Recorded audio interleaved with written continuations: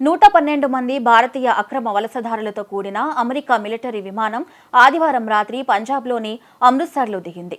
Trump అధ్యక్షుడిగా బాధ్యతలు చేపట్టాక భారతీయ అక్రమ వలసదారులను అమెరికా బహిష్కరించడం ఇది మూడవసారి. అమెరికాలో అక్రమంగా ప్రవేశించిన వారిని వెనక్కి పంపేందుకు ట్రంప్ యంత్రాంగం చేపట్టిన ఆపరేషన్లో భాగంగా ఇప్పటికే 2 విమానాలలో భారత్కు చెందిన వలసదారులు వచ్చారు. ఇప్పటి వరకు 3 విడతలుగా 332 మంది అక్రమ వలసదారులను అమెరికా భారత్కు పంపింది. త్వరలో మరో 155 మంది అక్రమ వలసదారులను అమెరికా భారత్కు పంపనుంది.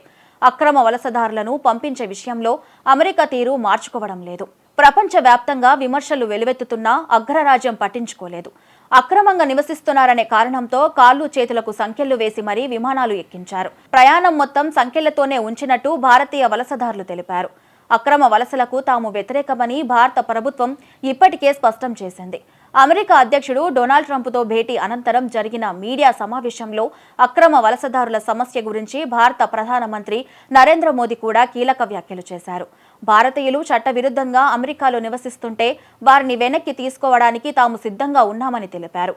అక్రమ వలసదారులు సామాన్య కుటుంబాల నుంచి వచ్చిన వారే ఉంటారని, వారికి పెద్ద పెద్ద కలలు ఆశ చూపించి వారిని తప్పుదోవ పట్టించి అక్రమంగా తీసుకెళ్తుంటారని ప్రధాని మోదీ అభిప్రాయపడ్డారు.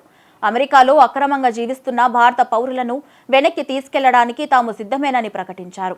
7,25,000 మందికి పైగా భారతీయులు అనుమతి లేకుండా అమెరికాలో నివసిస్తున్నారని పలు నివేదికలు తెలిపాయి. వీరందరినీ పంపించేయాలని ట్రంప్ భావిస్తూ ఉన్నారు.